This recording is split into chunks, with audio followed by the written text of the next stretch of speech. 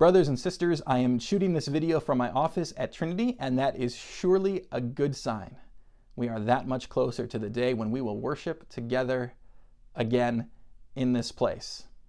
However, I should warn you that if what you're looking forward to is a return to normal, this is not that, not yet. That's still probably months away when we're going to be able to go back to something that looks like what we left behind. And in the meantime, we'll be able to gather, but there will be precautions that are in place. There will be limits on the number of people and where you can sit in the sanctuary.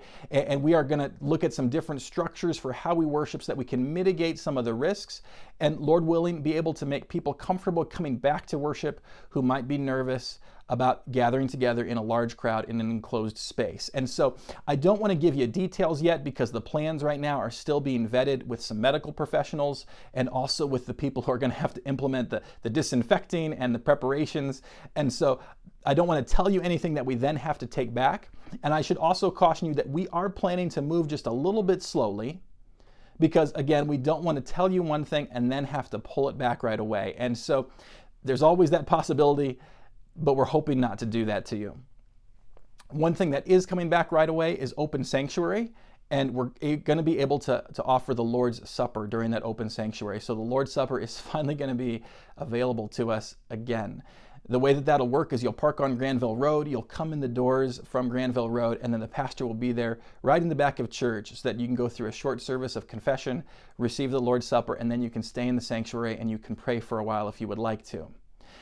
Now, because we know that we've been waiting for a long time to receive the Lord's Supper, we want to be careful that we don't make things too crowded or cause you to be rushed. And so we are going to ask for signups as we begin Open Sanctuary. That won't be true for the whole time that we use Open Sanctuary, but we are going to ask that initially. The first Open Sanctuary will be this Wednesday at 4:30, from 4:30 until 5:30. So watch our website for the signups and the details for that. I should also assure you that we understand that not everybody is going to be coming back to gather in large groups right away, and that for some of you that wouldn't be wise, and for some of you that just wouldn't be comfortable right now, and we understand that. And so we're going to be offering the Worship in the Home resource. That will continue throughout these months so that you can worship God in your home regardless of whether or not you're able to come to church, whether or not we have services here. That will continue. Now, I know that right now there are a lot of people who are just excited. Freedoms are being restored that had been taken from us. We're excited about diving back into something that looks as close to life as normal as we can.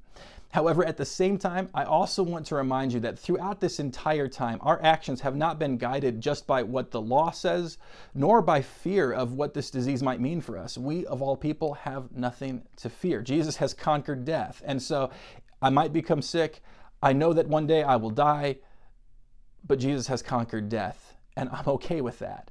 However, our actions right now, and this will be true of all of the actions that we take as we reopen our sanctuary and open our church again, all of these actions are guided by love for our neighbors and by concern for others. And so that will remain the guiding principle in the choices, the decisions that we make as a congregation. And I pray that that will also be the guiding principle in the decisions that you make as you use the freedom that has been restored to you. And I'm going to remind you of some of the words of Paul. This comes from Galatians chapter 5, where Paul says, "You, my brothers, were called to be free, but do not use your freedom to indulge the sinful nature.